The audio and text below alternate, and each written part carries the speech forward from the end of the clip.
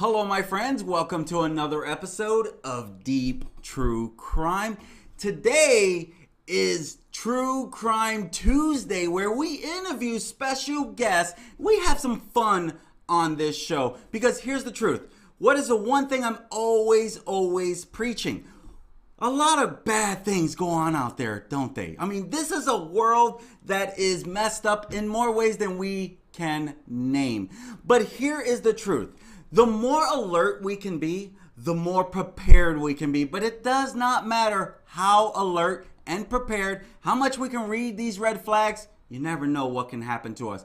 But if we can just try to be a little more careful. And that's why I got a very special guest on today. This is a former NYPD detective turned true crime author. Super excited. He's got a great story from a very young age. As a young boy, he knew he wanted to be a police officer. He knew he wanted to be in law enforcement, and he wanted to dig deep in true crime. And that's why he got a lot into what he did. For 20 years, he was in law enforcement in New York City. And as someone who's from New York City, let me tell you, brave soul he is. That's like almost like its own country in its own self, because New York, a lot is going on. And that's why it gives me such great pleasure to bring Vic Ferrari onto our show.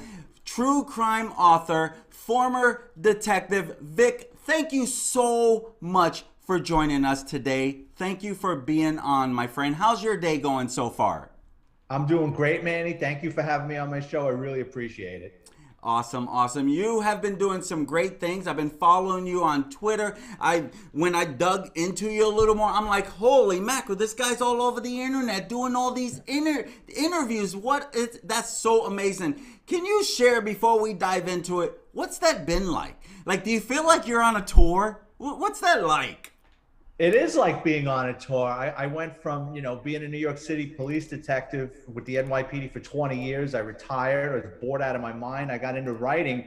And then I quickly figured out you can have the greatest book in the world, but if nobody knows about it, it's not going to sell. So I got into the promotional aspect of it and started doing podcast and radio interviews. And people like yourself are nice enough to put me on their platforms. And I've kind of turned into somewhat of a underground true crime celebrity, if I can call myself that. Hey, if honestly, if people are wanting you on their show, requesting you on their show, I mean, my gosh, you did an interview with Sean Sticks Larkin. It gets no better than that. I love live PD. I mean, so my friend, you're definitely on your way. As a former detective, you got so many stories, and I love what your books are bringing. And what I'm learning is you're trying to be more on the comedy side of true crime with your books. Is that a fair way to put it? Definitely. Yeah, because there's so much dark stuff out there, and I do dive into the dark, but there's a lot of irony and gallows humor in police work, and that's what I try to touch upon in my books. Nice. So when did you publish your very first true crime book, and which one was it? My very first true crime book was NYPD Through the Looking Glass, Stories from Inside America's Largest Police Department. I think I wrote that in 2018, and I was scared. I didn't know how it was going to be received. I didn't know how the public would receive it. And more importantly, I didn't know how my colleagues would receive it. I mean, working in law enforcement for 20 years, 90% of all my friends are cops. So, I didn't want them, oh, you're giving away secrets, you're embarrassing this one, you're embarrassing that one. So I was a little nervous about that. But the response I got was welcomed. I mean, everybody liked it. When I got into writing these books, the two things I said I didn't want to do was I didn't want to embarrass anybody or get anybody divorced. So I changed the names, the dates, the ranks, but basically there's a kernel of truth in all my stories, if not the whole story. That is awesome. And let me tell you, it sounds like you were being considerate of the people you worked with for all these years. You weren't trying to throw anyone under the bus, but you wanted to share some really good stories. Is that fair to say? Oh, definitely. And listen, like anybody with any kind of job, there's going to be people you don't like or can't stand. And obviously, there were people like that. I either don't write about them, or if I do, I'm not a sour grapes kind of guy. I had a great career and I'm not looking to blast anybody. So I get my point across without having to bury somebody or point them out. Nice, nice. So what's it been like being an author now? Because now you're an author. Fair to say? Yeah, after 6 books, I guess I am. It's weird because it takes me a year to get a book out, and then comes the promotional phase. So just after I get the book out, it's like that's great, but then I got to go on these promotional tours and do interviews and podcasts and radios. And again, people like yourself are nice enough to put me out there. So I could not find a YouTube channel for you. Is that in the works? I'm thinking about setting up my own podcast. Okay. I mean, I haven't gone on a couple of hundred podcast interviews. I think I can do it. Think. I didn't say I can. So I might try. So how long did you live in New York City? 41, 42 years. I grew up in the Bronx. I was a Bronx kid. I went to high school in the Bronx. And, you know, in my 20-year NYPD career, basically worked in the Bronx and Harlem. And my last 10 years, I was a detective assigned to the auto crime division, which was chop shops, stolen car crews, exporting stolen cars out of the country, the mafia. My office was in the Bronx, but it was a citywide unit. We went everywhere. Nice. So in your book Grand Theft Auto, is that where you talk about a lot of what you just described, the auto crime division part? Yeah, my book Grand Theft Auto, the NYPD's auto crime division, covers my 10 years in the auto crime world. It's everything you wanted to know about the stolen car industry, what happens to your car when it gets stolen, why they steal cars, a car thief's mindset, my interviews with car thieves, how to protect your car, what to look for when you're buying a used car that you don't get scammed. You know, a Carfax report can only tell you so much. There's a lot of things. It's all car theft. I mean, I grew up in a neighborhood where half the teenagers in my neighborhood were stealing cars, and I worked in a gas station. So they were coming in all the time, getting gassed. And, you know, I knew what to look for as far as how to spot a stolen car. So even early in my NYPD career, I was getting into car chases all the time. And like, how did you know that car was stolen? It's like, you know, you've been around it enough. You kind of know what to look for.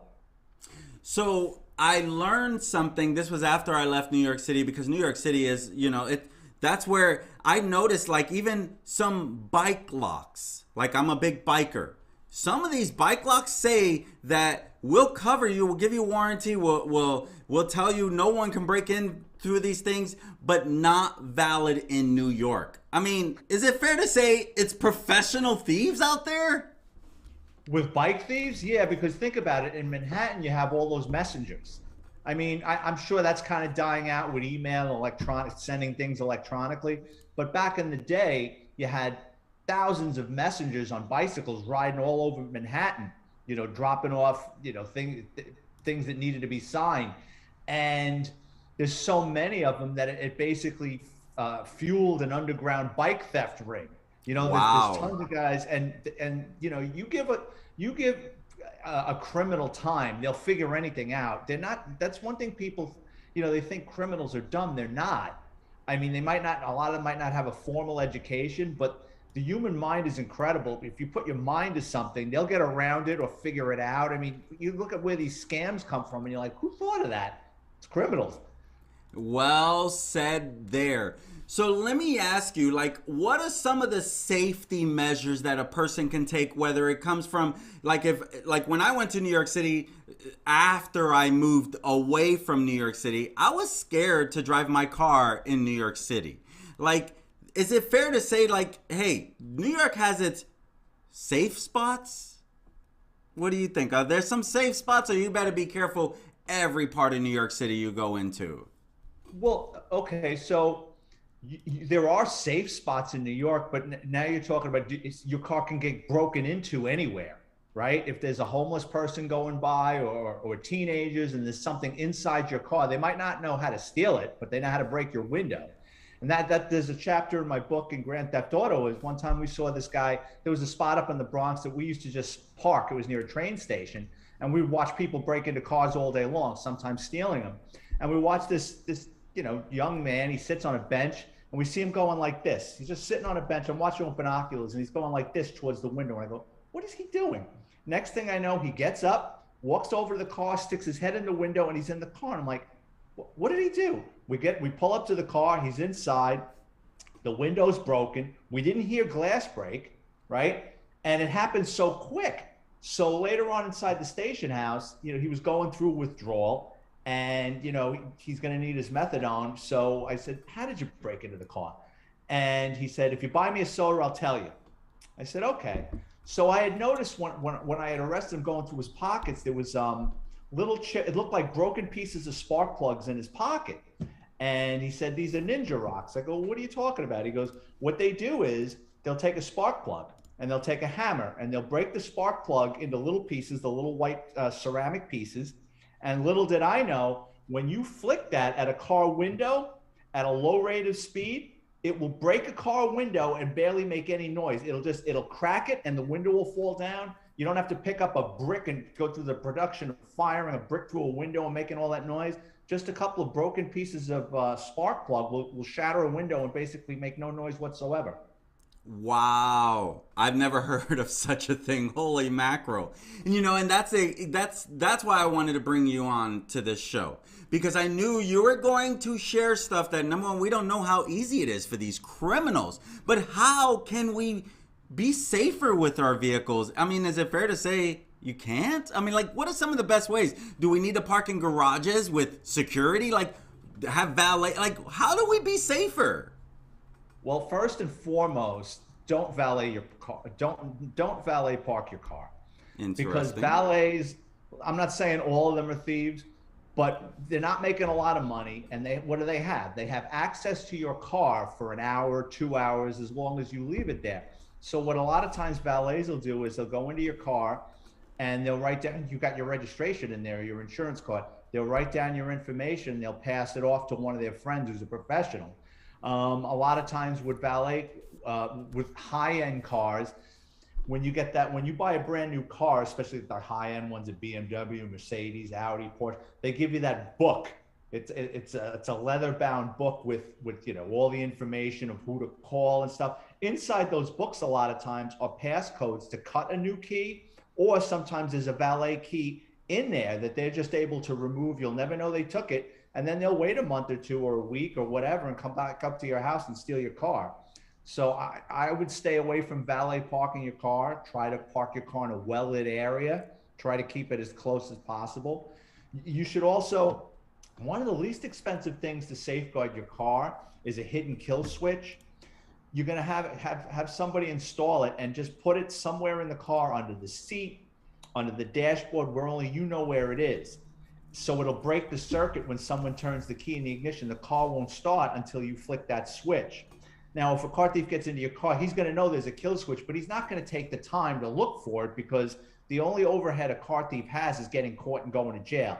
So if he gets into your car and he can't figure out how to steal it in 30 seconds or a minute, he's out of there. He'll go on to the next guy. Wow. That, like, notice I said valet thinking that's a safer method. No. You done freaked me out now. Like, wow, the way you described it was like, wow, this could be an easy way for them to get us after the fact, where we're not blaming the valet at all for anything, because this is after the fact. But oh my gosh, they can do all that to get your stuff later on. Like, that's kind of scary, honestly. Like, yeah, even when you service your car, what I do is, like, I got a newer car. Before I bring it to the dealership, I go through my car. I don't leave any bank statements in there. I don't leave any personal information there. And even I wait at the dealership now, because I'm retired. I got the time. I'll wait at the dealership while my truck is getting serviced. I take my home key off that ring. I don't leave anything, because it doesn't take long to duplicate a key. nice. That is so true. Like, and you're in Florida now. So, like, do you feel safer, or do you have to take safety precautions no matter what? I think I'm safer down in Florida than I was living up in the Bronx. But, growing up in New York City like you did, right? I think you have a leg up on people and what your surroundings, because New York is just coming at you so quickly. Plus, throw in a 20-year career in law enforcement. My head is always on a swivel. Nice. And honestly, I have to admit as well, like being in St. Louis, granted I'm not in the city. I'm actually like more like 25 miles from the city, but if it's one thing I've learned from being in New York City, you got to watch your surroundings all the time. And that's something I've had to try to help my wife understand because she could be very trusting. And it's like, I don't want to prejudge, but I also don't want to be after the fact like, holy mackerel, Right. I should have saw that red flag. You got to be safe. You never know who that person is that's going to do something wrong. It happens every single day. So we can't act like this stuff doesn't happen. But, where I live, I feel safe. I don't lock my doors, my car door. My wife gets on me about that. But until something happens, I'm like, I hope nothing happens, but I feel safe. But again, something bad can still happen when we least expect it. And that's where I got to get better in preparing for this stuff. So thank you for sharing. I got to ask you, like being a former New York police detective, do you stay on top of some of these current true crime stories? I do. I mean, I had a whole career of it, so I kind of gravitate to it in the news. I wouldn't say that I actively search these stories, but, I'll go on the New York Post website and I'll go, oh, you know what I mean? I kind of gravitate to the police work and the criminal investigation. So yeah, I guess you could say I do. Nice. So, any particular case that jumps out at you that's in the news right now? Anything that you can like offer, like like Oshoya Gal? Did you follow that one at all? That was in Queens, New York. Yeah, it's funny. Well, it's not funny. It's sad. But when I first saw that, and I said I was talking to somebody, and I said, whoever did that's personal. Because to kill somebody with a knife, you got to get up close and personal. It's like shooting somebody isn't enough. It's a lot of times when you see someone that's stabbed to death, they know each other. And a lot of times they were intimate, and it's just that if I can't have you, no one else is going to have you. And they basically really want to get whatever is in them out of their system onto this poor person. So that was my first thought, that it was a jilted lover or a business deal that went bad, that someone lost everything. It was very personal for someone to do something like that. And then to take the body out, I mean, and it wasn't planned obviously well. I mean, he put her in a suitcase, and then, he's dragging blood all over the place. He lost his mind. Yeah, yeah. He snapped, as many would say, and of course more keeps coming out. And those are the heartbreaker things. It's like she had an affair. She didn't deserve this, but it's so unfortunate. Like I'm doing another story right now where the guy was two-timing his girlfriend, and then guess what? The girlfriend went after her and killed her. And it's like how do these people have all these emotions and you can't control it, that leads you to kill somebody and take your whole life? Like, have you ever had an interview with someone who was it just like they had a great previous record, everything, no signs that could lead to this, and they have that one moment that they snap? Have you ever had those type of interviews with people? I wouldn't call it an interview. I call it an encounter. I've arrived at a couple of homicides that, people were living together. I had one with a son and a mother, and the mother basically, this kid was smoking crack, and the mother said, listen, this is it. I can't have you living here anymore. And he lost it, and he stabbed her to death. He took the bloody clothes and the knife, he put it in a plastic bag. And what he did was, when he left the apartment, he left the door ajar because it was a Saturday night in the summer, and he figured, I'll disappear for a couple hours, I'll get cleaned up, and then someone else will find her. When I show up, I'll just go, oh shit, what happened? Well, he's an unlucky fellow, because he leaves for like 3-4 hours. He comes back, and the door is still ajar. So now now he's got to do something. Now he's come back to the scene of the crime a second time. So he goes through the charade of calling 911 and calling the police. And the woman had several brothers that lived next door. He called them. We arrive. She's stabbed to death. She's been dead many hours. When you first get cut, the blood on your hand is a bright red. The blood all over the apartment and all over her was dry and brown, like a rust color. So it was obvious that she was dead for several hours. The apartment was ransacked, and we sit him down on the couch, and at this point, he's not a suspect. We're just trying to get to the bottom of who saw her last. You know what I mean? Did she have any problems with anybody in the building? And we're just asking him softball questions, and all of a sudden he starts getting weird. I'm asking him, when was the last time you saw your mother? And he goes, when was the last time I saw my mother? So he started repeating every question I asked him, which usually is a sign that someone doesn't have an answer. So they're buying time to give you an answer. And while he's getting weird, I start looking around the apartment that's been ransacked. When a burglar breaks into a house or an apartment and they start dumping drawers and bags, they don't take the time of dumping a drawer and then putting the drawer back in. So that was weird, because as much as the apartment was ransacked, someone went through the trouble of putting all the drawers back in the desks and the cabinets. And then her bag was dumped upside down, but then placed right side up, and no one took the money or the credit cards. So it was obvious that it was staged.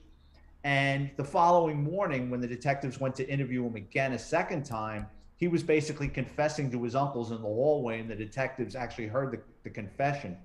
So, he was sentenced, oh God, this is like, what, 1994? He's still in jail.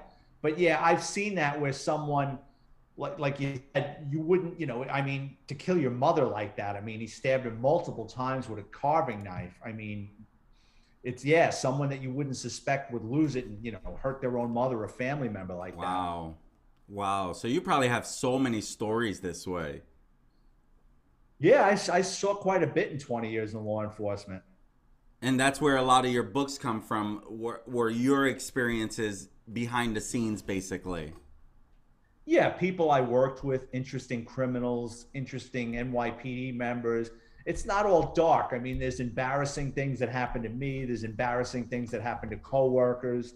Just, it's a behind the scenes look into the New York City Police Department that most people wouldn't, what goes on inside a station house. For an average person to walk into a station house, they look at it one way, but I flip it to explain what everybody's role is in there. And like, if you walk into an NYPD precinct, before you get to that desk, there's a person at the TS that's going to stop you. There's going to be a cop, station house security. They're like goalies.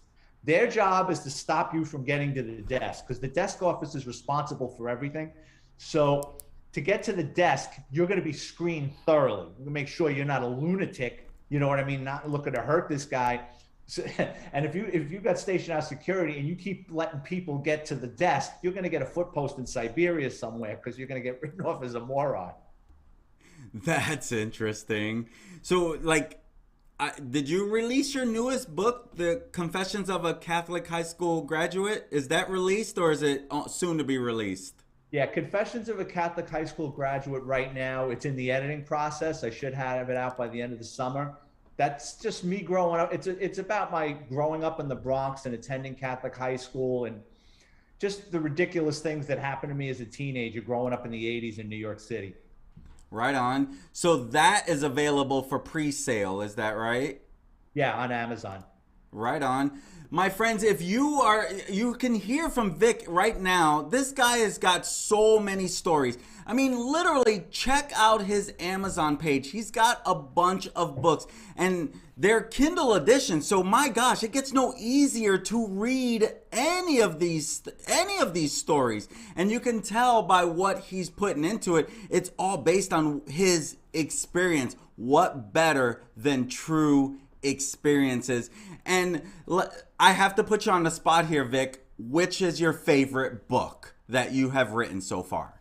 They're all my babies. I love them all. But since I worked in the auto crime division for 10 years and I was always a car guy, I would say that was the most pleasurable for me to write. Well, my friends, it sounds like you know which book will have the most details. And I got to give you a lot of props. This is a great sign. 129 ratings and almost a 5.0 rating. Great job. That means that people are getting value from this book. My friends, that's a great reason right there. It's like, hey, if all these people are getting some value, go get the Kindle edition. And it's only $2.99. It looks like it is available in paperback as well.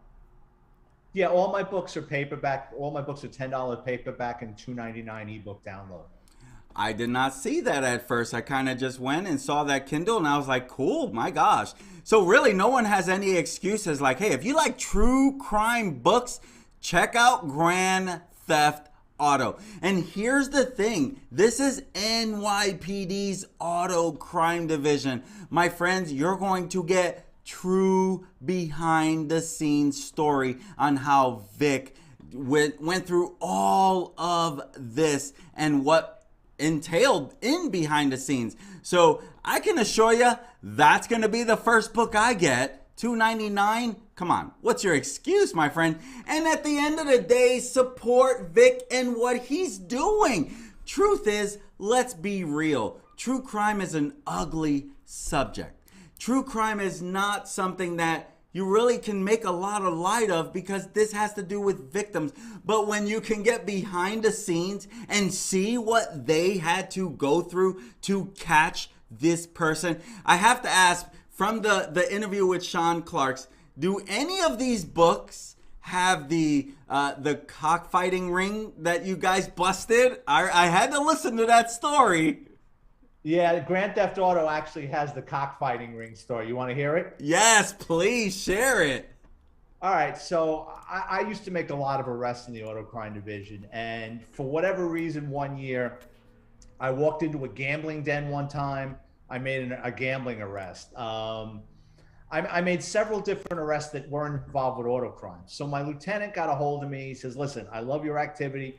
Stick to auto crime. I don't care. Just don't get involved in anything else but auto crime. I said, all right, no problem. So a couple of weeks later, my sergeant calls me into his office and he says, listen, we're getting killed up in up on the Upper East Side of Manhattan, these little Vespa motor scooters. They're getting stolen like crazy. He goes, we got, the commanding officer of the 19th precinct wants to know what we're doing about this. I said, all right, let me see what I can do. So I find out one of these Vespas that were reported stolen turned up in the Bronx. There was a teenage kid riding it around off of Hawkstone Avenue in the Bronx. So I figured, okay, it's a gang of kids from that neighborhood, and they're going up to the Upper East Side of Manhattan. They're stealing these Vespas, and they're riding around, the Bronx with them. So me and my partner jump into a car, and we start driving around that neighborhood looking to pick off a couple of these kids riding these Vespas. We don't see any of them, and that neighborhood is all 6-story walk-ups. So I figured, if these Vespas are in this neighborhood, they're going to be in the basement of these apartment buildings. So one by one, I started going to these buildings. I started talking to the superintendents of the buildings, and I said, listen, can I go into your basement and look in the common area, which is usually where they'll store bicycles, snow blowers for the winter. People have like storage space down there that they can't keep in their apartment. So I'm going through these underground layers and these, apartment buildings in the South Bronx, and each super couldn't have been nicer. It's like they were proud of showing me these underground kingdoms. The last building I go to, I knock on the door, and the guy opens up the door, and he looked like Tattoo from Fantasy Island. He had like a mop of hair. He was about 5 feet tall, and he was stoned out of his mind, and he's shitting bricks. And I says, listen, is it okay if I take a look at your common area? And he's like, oh, okay.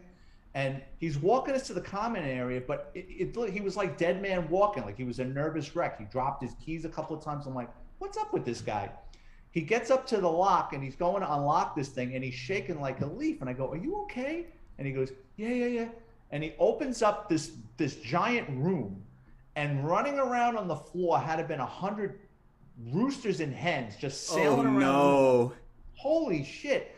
And then on the walls, stacked in pods, were like another 100 birds. I guess those were the fighting cocks or whatever. And those were like the more aggressive ones. So it's like, I know what this is. This is like a training camp for cockfighting, right? So, I mean, had I not gotten this lecture from my lieutenant, I would have thrown the cuffs on him and called the ASPCA. It's like, I know what this is. I would need help processing this arrest, but this would have meant a ton of overtime. So I tell him, okay, no problem, lock it up. And he goes, it's okay? And I go, yeah, I'm looking for Vespas. So he's happy. He thinks I don't know what I'm doing, or I don't think it's a big deal. I leave. I get on the phone with my sergeant. I go, listen, I just stumbled into a cockfighting ring. I said, we should just go and lock this guy up. And my sergeant goes, well, the lieutenant left for the day. And what did he tell you? No more, don't get involved in anything but auto theft. He goes, give it to the ASPCA. I go, you sure? He goes, yeah. I said, all right. I call the ASPCA up, and I don't know if you guys remember, there used to be a television show called Animal Precinct on Animal Planet, It was about the Yes. ASPCA police, and they were running around, grabbing people for, not feeding their cat or, cruelty to animal stuff. So I call up the number and I get this guy on the phone that I recognize from television. Guy couldn't have been nicer. He goes, "Oh, wow, that sounds like something we could really sink our teeth into." He goes, "Do you want it?" I said, "No, no, I'm handing it off. Do what you got to do." He says, "I'll tell you what." He goes, "We're going to investigate it." He goes, "If we get a warrant for that location," he goes, "do you want to be involved in it?" I says, "Well, reach out. Give me a call a day or two before you get to the place." He says, "Okay." I totally forget about this. About a month goes by, and I was off duty. I took a couple of days off. I was helping my dad install a fence in my aunt's backyard, and phone rings, and true to its word, it's this guy from the ASPCA, and he goes, "Holy shit!" He goes, "I can't believe it." He goes, "You have no idea what this is going to be for us. We're going to do a warrant, hit the place. Do you want to come?" And I said, "Nah, you know what? My lieutenant told me to stay out of it." He goes, "Okay." Next day, it's on the front page of the Daily News, New York Post, largest cockfighting ring in New York Oh City history, no. hitting the Bronx, right? My sergeant makes the mistake of telling this to my lieutenant, who's a publicity hound. And my lieutenant goes ballistic. He goes, "What?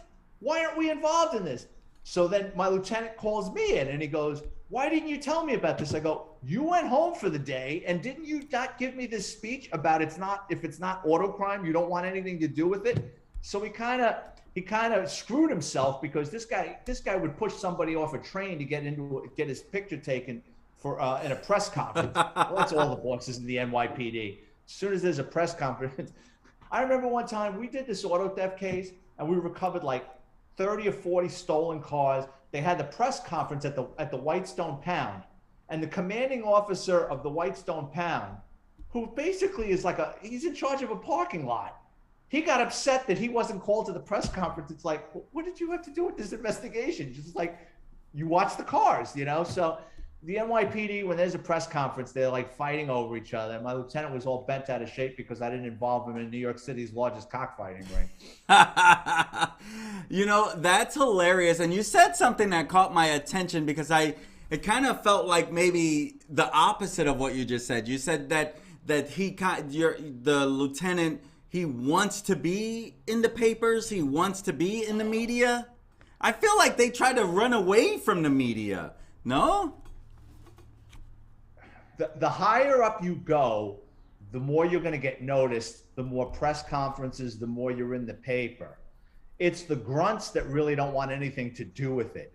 You know what I mean? It's people that have aspirations of political office or moving higher up. In the NYPD, after the rank of captain, so cop, sergeant, lieutenant, detective, captain is all, well, not detective, you get promoted to detective, but it's all civil service. North of captain, deputy inspector, inspector, chief, 1-star, 2-star, 3-star chief, and then you start getting into deputy commissioners. Those are all political appointees, right? Interesting. So those are the guys that join all the fraternal organizations and rub elbows. Those are the guys that try to get their names mentioned in the paper, because it's almost like advertising.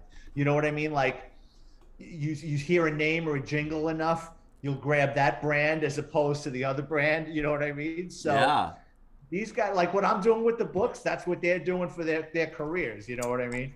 That's interesting, and I appreciate the way you turned your career and you continued into the true crime phase and using that experience to help, number one, more people understand what goes on out there. But hey, not trying to make light of it, but there are some funny stories you should hear about, and here are a few of them. Yeah, I mean, there's just countless. My parents always had a good sense of humor. I'd like to think I have a good sense of humor, and police work doesn't always have to be dark. It will be, no doubt about it. But I try to look on the bright side of things. So a question came in while we're live. Sure. William Steele asks, "What does he think? What do you think of skyrocketing crime in New York City right now, and the role of the guardian angels?"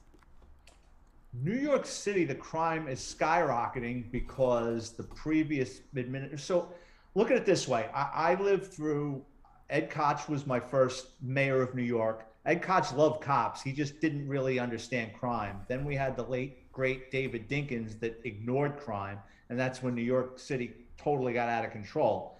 Then Rudy Giuliani came in, and who was a former prosecutor, and says, we have to address this. Something needs to be done. And they started cracking down on quality of life crimes, which are ignored now. People don't realize that the guy pissing in front of your building, the guy drinking a beer in the park, the guy smoking marijuana in the store, right? If the cops stop them and do a warrant check, that person might be wanted for something else. So when we started cracking down on quality of life crimes, we quickly realized, well, this guy was pissing in a hallway and trespassing, but he's got 3 burglary warrants, and he's going to do 3 years upstate New York. So now you're pulling people off the playing field that are, creating havoc. Bloomberg, to his credit, kept the Giuliani model. I didn't agree with everything he did, but to his credit, he kept the Giuliani model. And then de Blasio basically ignored it and basically emboldened the criminals. So what you got now with law enforcement in a lot of major cities, the cops aren't looking to make any waves. They're going to become report takers as opposed to going out there and being proactive. Everybody hates the police until they need them. You know what I mean? Yep. You'd rather the cops stop a guy that's hanging around a 7-Eleven at 2 o'clock in the morning and ask him, what are you doing here? Like, it's 2 o'clock in the morning. Don't you got work tomorrow? Like, what are you doing here? As opposed to a guy sitting there sizing up, like a wolf sizing up the sheep inside the 7-Eleven. All right, there's only 2 of them. I can get away with robbing them or hurting the girl behind the counter. You don't want the cops coming after the fact and taking reports. And that's basically what, for political expediency, a lot of these people have basically taken the power away from the cops, and this is why you're having havoc. The Guardian Angels, I think they're good. I mean, if I got on a train and there were a couple of them there, at least their motto is they want to help people. So I have no problem with anybody that wants to stand up and help the police or stop a crime before it happens. Yeah, I can definitely appreciate that. And as you were talking, the gentleman who asked the question, he is from New York. He's the one I interviewed last Tuesday. And he said you're 100% correct. So you're obviously hitting home with a lot of people. And as someone who grew up in New York City, you're describing things like you're almost bringing back flashbacks a little bit because you're mentioning David Dukakis at Koch. It's like, oh my gosh, like you're just bringing me back to those moments, So and truth is, New York City, I always tell people like, hey, if I were you, I would definitely visit. I don't know if I would live there though. Unless you really can, number one, you got to have a big budget. Number two, you got to be ready for the fast pace. Let me tell you, when I moved to Indiana, I was blown away at how many people were nice. I'm like, why are you waving at me? I don't know you. Like, why are you waving? True. Why are you being nice? I was the rude one. I had to learn how to adjust to Midwest. Your accent, you still have a New York accent. I have lost my accent so long ago. I didn't know you could lose an accent. You moved to the Midwest so many years later. When I first moved there, everyone was asking, where are you from? Where are you from? 10 years later, no one's asking me where I'm from. They would ask me that straight off of my accent, and you still have some of your accent. How long have you been out of New York City? 15 years. If I really want to curb my accent, I mean, I don't think I can curb it completely, but I can definitely get rid of a lot of it if I want. But I guess, if I'm going to be authentic and I'm going to sell books as a retired NYPD detective, and I'm still in contact with so many people in New York, a lot of my coworkers and friends and family. So, although sometimes they say to me like, oh, you're losing your accent. I'm like, I don't think so, because I hear myself amongst, I'm still active down here. I play softball. So like the kids on my softball team, I call them kids, they're in their 20s and 30s, but they always mimic me. You know what I mean? Because they get a kick out of the accent. Yeah, same here. I still have these words that come out. I'm a racquetball coach to like over 50 kids, and like I'll say water. They'll make fun of me saying water. It's like I haven't learned water. I'm trying to learn water. No. So it's interesting, as you're around people, they're so used to this, and then they hear you. They're like, okay, that's definitely different. And I heard Sean Larkins and the other gentleman that day when they were interviewing, they were talking about your accent and how they were from more the southern draw and all that. I thought that was interesting that you hit home on there, and So I got a question as we wrap this up. Maybe Sure. you can offer this advice. Maybe you're not allowed to. I don't know. As a former police detective, as a true crime content creator, how can I find some of these like affidavits or charging documents? How do I get that before it gets out to the public? Is there a way to do that, or is that all supposed to stay internal and no one's supposed to leak that stuff before it's available to the public? But like, what do you mean, like charging documents? Like, for example, the gentleman that was charged in Orshoya Gall's murder. Like, I would have loved to see, like, how did they lead to him? Because those affidavits, right now I'm working on a story where I'm reading the charging documents, and it helps me understand how they first came on the scene, what they found, the affidavit on things like Well, I that. can tell you, well, I mean, not without looking at the case, but just, I could guarantee you would probably played a pivotal role in them finding him with two things. It started with her phone. I guarantee you they subpoenaed whoever it was. If it wasn't on the phone already, that stuff doesn't go away. So even if she deleted messages, I'm sure they subpoenaed T-Mobile or Verizon, whoever her carrier was. I don't want to point them out, but whoever her carrier was. And then what they did was they looked in that phone and they saw, all right, who's her closest girlfriends? And they reached out to her closest girlfriends and said she had to been seeing somebody. There's something going on in her life that she's not telling her husband. So it was probably through phone records, right? Or one of her girlfriends said she made mention that she was seeing this guy, or maybe one of the girlfriends had met this guy, you know what I mean? Or taken a photo with this guy, you know what I mean? You never really know what's going on in someone's life unless you're a mind reader, So I think that's how they did it. New York is kind of secretive as far as you can get those documents, but you have to subpoena it and it takes time. And New York is notorious for being slow and dragging their feet and not being forthcoming. Whereas in Florida, we have the Sunshine Law. I mean, they could have your kid, you could have someone's birth certificate in 15 minutes. So it just depends on the jurisdiction. But to your point, yeah, I think it was her phone that led them to. Gotcha. I always wonder, like, how can I find the affidavit on the charging documents? And I'm working on a case right now where I'm actually getting all the information from the actual charging documents of the girl that's there in Manhunt. Well, what I would do is in New York, and I don't know again how up to speed it is. What I would do is I would Google the defendant's name, right, and then I would put PSNY, People State of New York, because that's how they charge. Okay. Right? So it would be PSNY versus whatever his name is.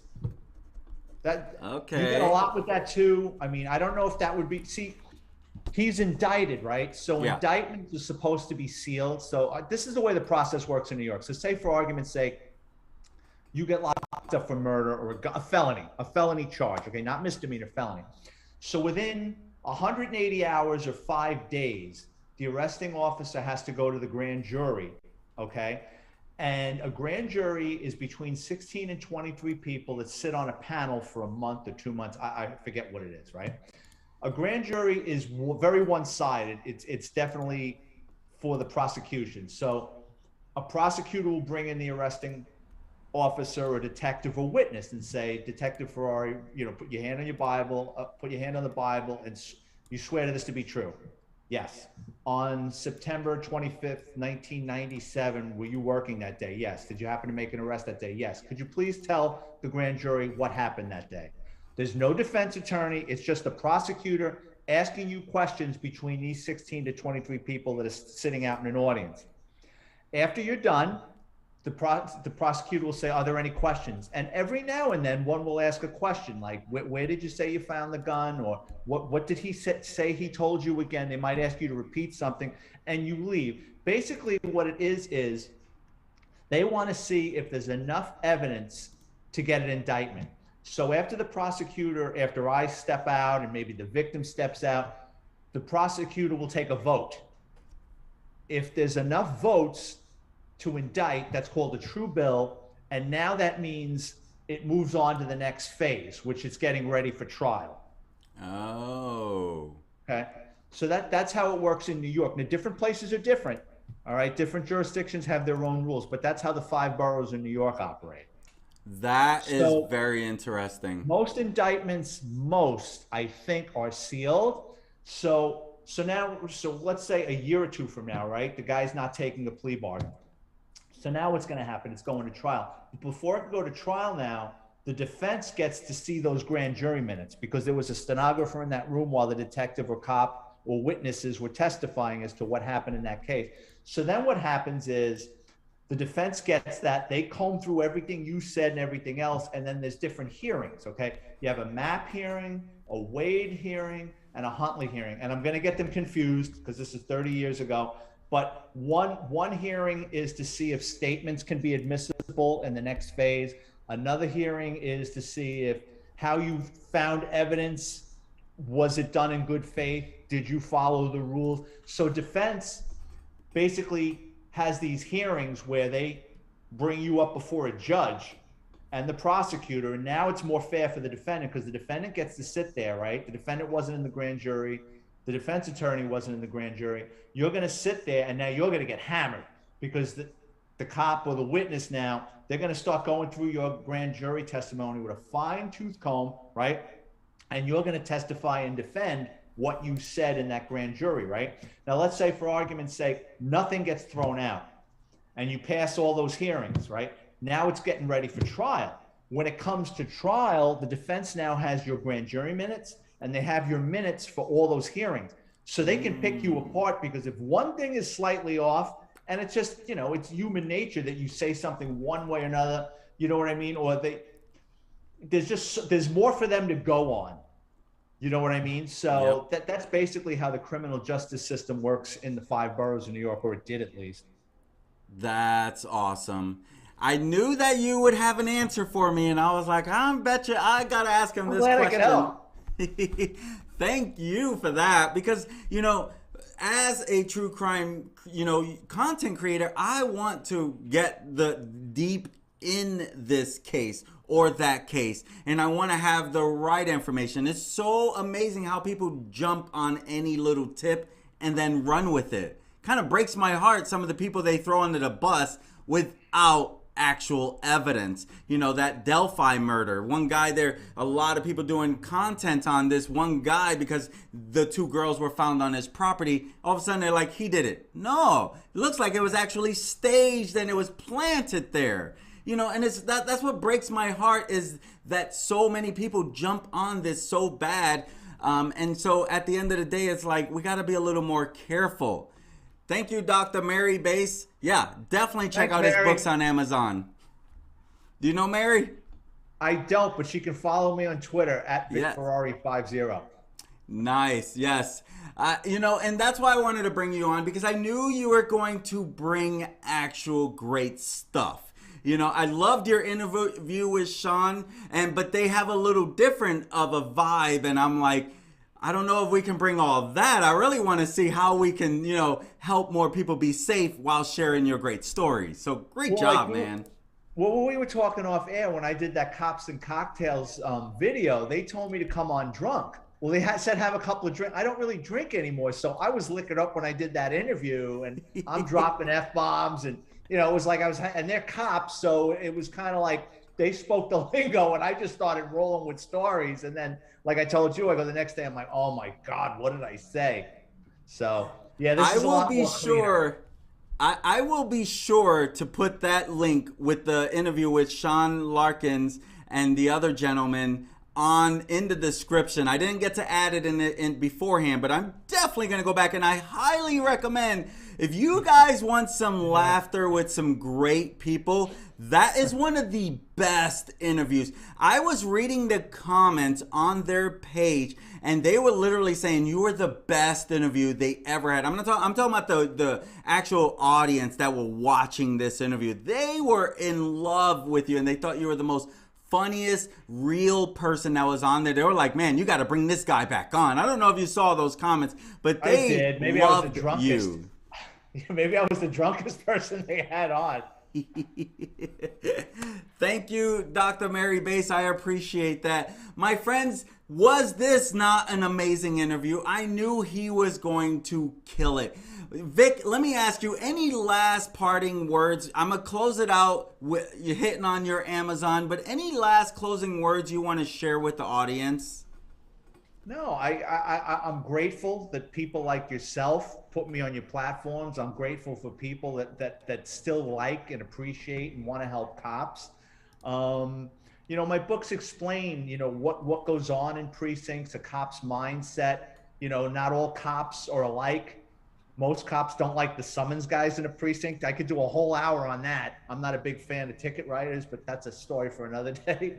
But no, I'm flattered and you know, grateful to people like yourself and people that buy my books. Awesome, awesome. Well, thank you so much, Vic. I appreciate you taking the time to be on here. I look forward to checking out your Grand Theft Auto book. I will download the Kindle version, and I really look forward to. You already hit home in some ways, and I want to see more of those stories because truth is, maybe it's going to help me have some ideas on like, hey, this is what happened there. Let's be a little more safer in this particular area. That's why I really look forward to it. And let's be real, I'm in St. Louis, which is like becoming a very scary area. Like my wife does not want to go down there for date night ever. I'm like, honey, it's daytime. But I get her point. I get her point. I just don't believe in living in fear. I believe in living careful. Be careful, but go out there and enjoy life. Move to Florida, Manny. We'll welcome you with open arms. Yep, my wife and I have been leaning towards there a lot. She doesn't want snow, so Colorado's out of the question. So Florida is looking, and I already got family down there that, you know, be nice to start being around family again someday before I die. You're a young man. Don't start putting one foot in the grave. Very true. Vic, thank you so much for being on here. My friends, make sure you download any of his book, his #1 recommendation. He loves all of them. The biggest one that he said was Grand Theft Auto because it really hits home on a lot of what's going on. And I will definitely leave that here. But check out the link in the comment. You'll find the interview with Sean Sticks Larkin from Live PD. I sure really wish they would bring that show back. I understand why they got away from it, but I was a huge fan, and I love the way they approached it, and Sean was awesome. I follow more of his stuff because he's out there more, and to know that he was doing this, and honestly, Vic, it says a lot that they brought you on their show. So great job. You shared that with me. I didn't see it before you shared it with me. I already saw the credibility you were bringing, but when I watched that show, I was like, this is going to be fun. Yeah, that kind of show put me on the map, I guess you could say. Well, great job. Thank you for being on here, and we definitely look forward to having you again in the future. My friend, take care and enjoy life, enjoy Florida, and I look forward to following more of your books. I'm sure you got another one in the works after The Confessions of a Catholic High School Graduate? I do. I'm going to write another NYPD themed book, but I haven't I got the stories in my mind. I just don't have a title yet. Right on. And what's great is like William Steele, the gentleman who was commenting on this, he also, with his story, he's got some great stories. And you said that you yourself have been around famous people. Can you share any of the famous people that you've either locked up or just locked arms with? If you can. Yeah, in my book, I think it's NYPD's Flying Circus, Cops, Crime, and Chaos. I've got a chapter called Rubbing Elbows. And it's just like in New York City, you're always bumping into famous people. And I bumped into a ton of them. And it's just funny stories of just like, some of them could not have been more down to earth. I ran into a couple that I really wasn't a fan of. I don't want to go into them. But like the people that I did bump into that were nice, like Brad Garrett from Everybody Loves Raymond, the big tall guy. Yes, I love him. Oh, couldn't have been nicer. Just like, he could have been your neighbor. I mean, he's just that cool. John Lovitz from Saturday Night Live. Yes. Oh, he was great. He was looking to get an autograph. I was working the U.S. Open at 2006, and he was looking to get an autograph for a tennis player for his daughter. And it was like late in the evening. And I says, what are you doing here? And he goes, I'm trying to get an autograph for my daughter. I go, we could do better than that. So I went in there and I told this tennis player who wasn't really famous, I go, listen, John Lovitz is outside. He goes, Saturday Night Live? I said, yeah, he wants to get your autograph. He goes, get out of here. And I put them together. And Lovitz was taking photos. It couldn't have been nicer. Kevin Bacon was a nice guy. I mean, nice. Columbo, I kind of scared the shit out of him, but he was crossing the street. Oh, that's classic right there. I did.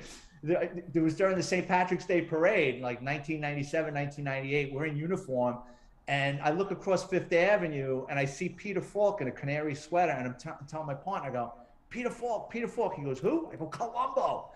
Peter Falk sees us pointing at us, and when the parade stopped, you got the crowds crossing Fifth Avenue.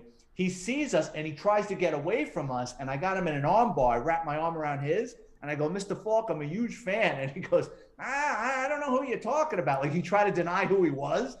And we kind of walked him into like a police barrier, and finally goes, all right, what do you want? And like, we were talking to Columbo, but he denied who he was.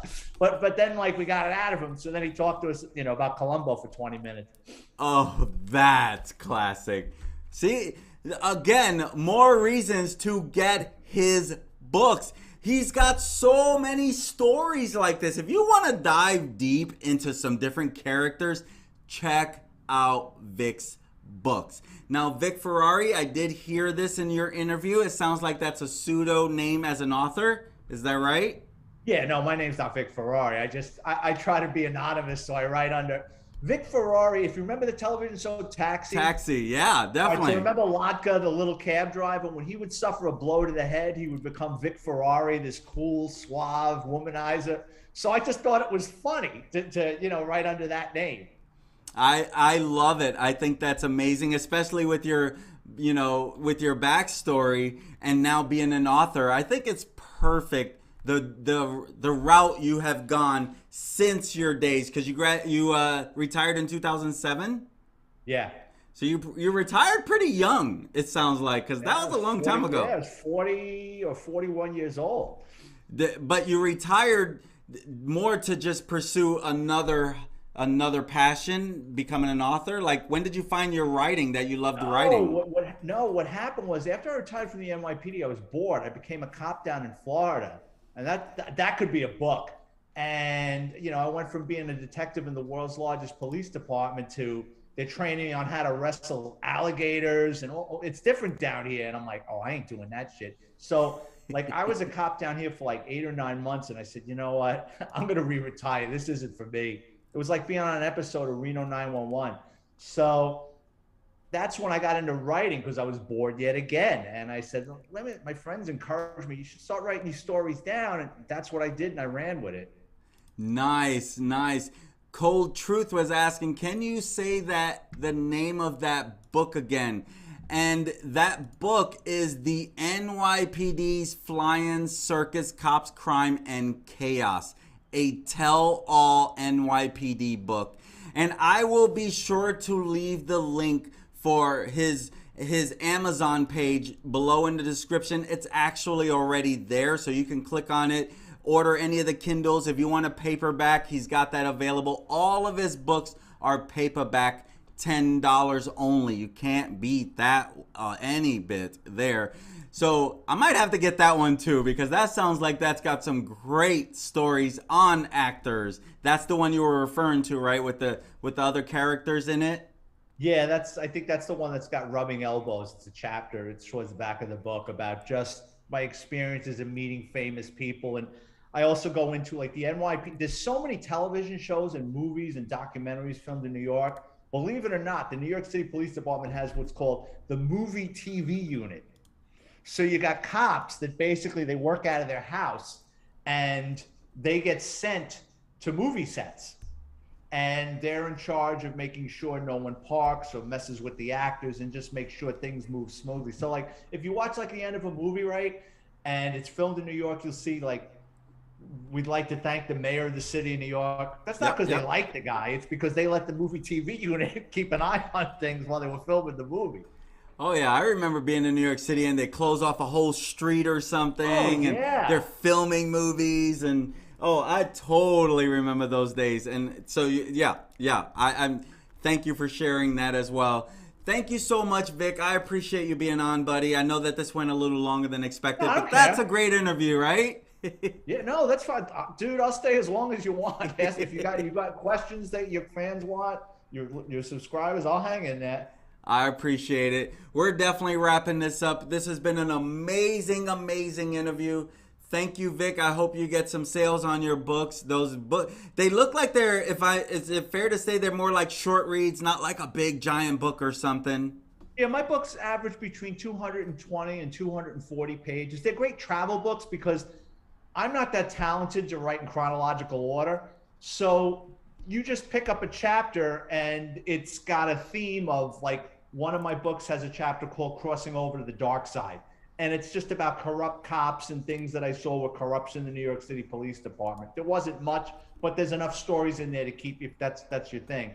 Then there's a story about cockfights, and then there's another one with confidential informants and how they're always trying to screw you. And then there's, in Grand Theft Auto, there's a story how we recovered Mike Tyson's stolen Ducati. It's just, there's just Wow. also, yeah, he was pissed. He was mad. He was mad his bike got stolen, but he was more pissed that we recovered the bike before the insurance company paid off, so he was getting his bike back. Yeah, there's a lot of. He was a nice guy though, but I wouldn't mess with him. But Oh no. yeah, there's just like my books. They're great travel books. You know what I Yeah. mean? It's like this. You don't have to be that vested in them. So it sounds like someone like me trying to understand why a lot of this happens. Your books might even give me some ideas on why this stuff happens. Is that fair to say? What definitely. made people think that they could even? Because I never understand. Even though I'm sure some people do get away with crime, I never understand how a person actually believes they're going to get away with this. Because a lot of people do not get away with it. Of course, some of them do, but like, man, with technology today, it's hard to get away with a crime. You're right. Yeah, you're right. I mean, it was easier to get away with things like. It's funny because I worked in auto theft. I mean, basically, I worked in a lot of different units, but I was into cars my whole career, and I could start pretty much any car when I retired. Like, you give me a screwdriver, a couple of tools, I could get into any car. I mean, I was one of the few guys in the NYPD that would be used from time to time to steal a car with a search warrant to install a listening device or a tracking device. I did that a couple of times where we had a warrant for a car. I'd go in the middle of the night with a field team. I'd get into the car, pull the car. We'd have another cop keep the parking space, right? Like 2 o'clock in the morning. So when I returned with this car with the listening device in it, we got to park it up the block. And then the bad guy figures out, wait, that's not where I parked my car. So, I mean, but nowadays with technology, I probably couldn't steal anything. You're so right. I'm telling you, that's the thing. And even like DNA, they're finding stuff from long time ago, right? Isn't that wonderful though? Like, you see these crimes that are unsolved, like these homicides, and it's like, this scumbag did it, but he died in jail in Rhode Island like 13 years ago. It's like, it definitely like puts the puzzle pieces together. Yes. Yeah, and for me, like, I never liked the show Unsolved Mysteries because it was unsolved. I want an ending. I want to know what happened at the end. Don't leave me hanging. I used to love Unsolved Mysteries, but then like they started running out of like really good things, and then it was like the Legend of Old Grubby. You know what I mean? Like they would start like it kind of got ridiculous. Like I like unsolved bank robberies and stuff, or missing people or murders. But then it started getting into like somebody got prompt service at a Howard Johnson's. You know what I mean? It started going off course. Like, wait a second, this is not what you originally were. Hey, Vic, thank you so much, my friend. I know I've almost closed this out multiple times. I love talking, too, when I get going. It's like, shut me up. I'm cool, man. As long as you want to go. Like I said, I got to know where I got to be. That's the retired life, right? Yeah, you got it. Yeah. Hey, my friend, I love where you're headed. Thank you again for joining us today. These are the type of interviews that I'm looking to have. So thank you for helping us continue to move forward. This is a growing channel. We've only been here at this for like 9 months or 10 months or something. actually less. And so I'm excited about the growth we're experiencing, and it's talented individuals like you that help get the word out more, because my goal, how can we prevent this from happening? And hey, we may not be able to prevent it, but how can we be aware that we got to look over our shoulders and not fall asleep, because that's when something bad can happen. So thank you so much for being on here, Vic. And I really look forward to those future books, and I'm definitely going to grab this Kindle edition as well. Now you sold me on 2, so I already know I might as well get the rest of them, right? They're only $3. Thank you. I appreciate it, man. Thanks, buddy. Hey, have a great one, and I look forward to seeing you soon. And as we close this out, thanks, Vic. Have an amazing, amazing day, and we'll talk to you later, my friend. Thank you. That was Vic Ferrari, well-known true crime author. He's got a lot more books coming out, so you definitely want to check him out. He is on Twitter. Just look up Vic Ferrari 50 and look for the NYPD's Flying Circus. My friends, you have the Amazon link below in the description, and I'll also share that interview with Sean Sticks Larkin, the host of Live PD. So you're definitely going to want to follow Vic, because he is doing some great things in the true crime community. Buy his book, support his work, see what he's doing, and hey, check out his stories, because he will have you cracking up. And again, I only dug deep into him getting ready for this, and I literally watched the 50-minute interview because I was drawn into his stories. Not only were they great stories, but there was a lot of laughter behind that. So if that's a little of what you're looking at, basically dumb things that criminals do, check out his books. My friend, if this is the type of content you like to follow, make sure you hit that subscribe button. And if you got some value from this, hit that like button, because then more people will see it, because that tells YouTube, hey, people got value from this, show it to other people. And so that's why it's important that you hit that like. That way more people can see this. I'm Manny Rodriguez. This is Deep True Crime. We look forward to serving you again. Peace. Have a great day, my friends. Hey, Manny, you still there? 1 second.